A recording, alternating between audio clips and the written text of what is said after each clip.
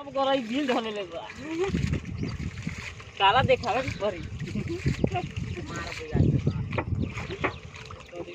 भाई जी छोड़ दियो मैं लई के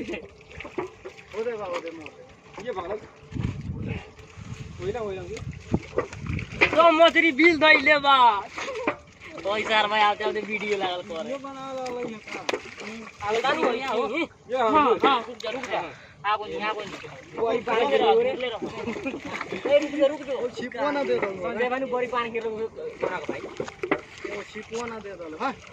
पान नु बोलले बानी सापा चौकस ए पाट रुक हट हाथै दरम पटाना का ठीक है चाहिए अपने मार के लाल कर हमरा ए धर साला धर खट ले बुझाल खबर हमरो मन लगाना हो गेलै यो ए गामछोड़ा पटाके ओने के मछरिया धइले आलो तोन काम बा हो अरे मछली का हो में ही पकड़ वो के टाला मछली अब हम सब पूरा दूध के पकड़ केने